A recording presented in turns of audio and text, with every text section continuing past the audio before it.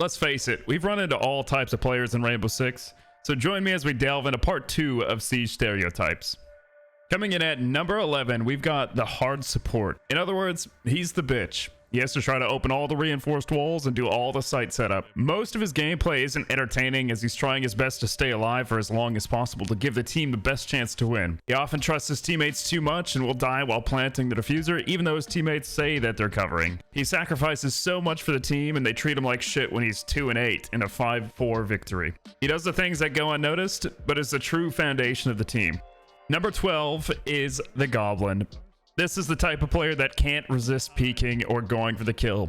If it's a 4 versus 1, you can guarantee that this player is going to hunt for the last player alive, even if it means spending 2 minutes outside. When he finally gets the kill, he giggles like a little goblin boy, knowing that he shouldn't have gotten away with what he did.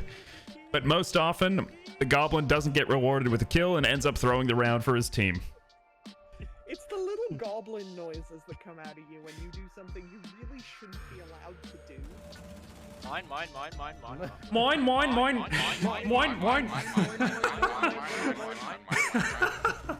Up next, we've got the IGL, more commonly known as the in-game leader. This person actually understands the game at a high level. They generally make good, calculated calls that help bring the team to victory. They help keep the stack structured and composed to help win the majority of rounds. They may make mistakes from time to time, but you should always trust your designated IGL. There's 4 over here. Switch it. Let's hit the back. There's 4 top arcade side. They just have the mirror, so let's go cash door fast, Codex. Okay? Yep, I'm going. Yep. I'm close. No. I'm gonna start flashing this side just Sledge it. Okay. 3, 2, 1. I'm gonna smoke the mirror, and then I'm gonna go.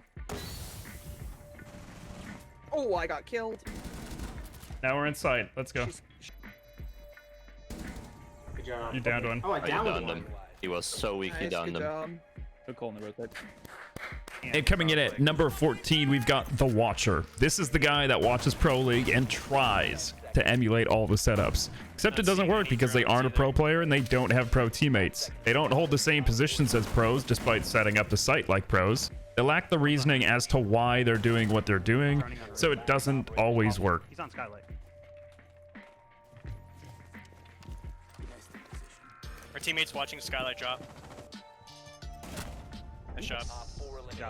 At number 15, we've got the Voyeur. The guy who stays on cams too long and dies to dumb things like Flores drones or someone just walking up to them and shooting them while they're on cams.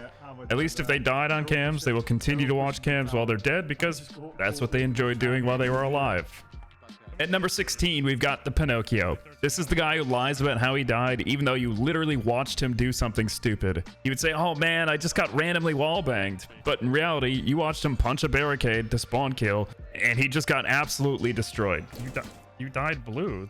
Yeah, that's not me going top square. That is going square. I just happened to fucking die as soon as this guy was like, oh, well, he's right here, and then I died because this guy couldn't get the fucking call out correct. Like our blue stairs were covered by Pox. Huh? No, we still have Pox, cams. Pox was still up. Yeah, I was just holding flank. Yeah. Like you were. There was no reason to go up blue stairs to peek that. No one went top square. Up next at 17, we've got the Viber. This person may not always be good at the game, but they're just here to have a good time. They will do things that you've never seen before because they're a bit like the Pepega who doesn't think about what they're doing, but they will have a great time doing it. They're always good to keep the vibes high and they bring a lot of laughs to the stack. They're the perfect person to chill with in your unranked games, but they can sometimes be a bit too vibey in rank. Coming up next, we've got the Blame Shifter. This is the person that can never take responsibility for their own actions. They will evaluate the entire round around everyone else's mistakes except for their own. They will often say, well, yeah, I wouldn't have done that if you weren't doing that in the first place. And they'll try to scapegoat anyone else for losing the round other than themselves. Nitro! No! Don't you dare blame this on me. Yeah, I'm gonna actually blame this on you. Do not. I mean, we definitely don't need my Ricky. I hacked both cave goals and they're fucking trolling like this. No. This is your fault. I refuse to take You fucking made a I mean, massive why C for would you home. marry to get taken? Oh no, there's another one. Just literally insta C for. At 19, we've got the Black Sheep. This is the guy that doesn't belong. He's the one in your ranked match that got lucky in all his matches to get to the point where he's at. He doesn't have the same mental processing or mechanical skill as the people in your rank. He doesn't know default setups. He certainly doesn't know how to make the correct calls. He's the odd one out in your ranked match, and it's really unlucky that he's on your team.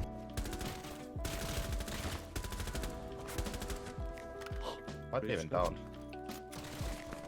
It's okay. Bottom, CC open, CC open, CC open, CC open.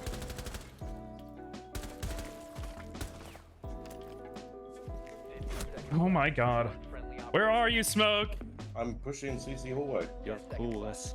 Rounding out part 2 at slot number 20, we've got the over there guy. Closely related to the on my X guy, he doesn't actually know precise callouts. This is the guy that's one of the worst stereotypes.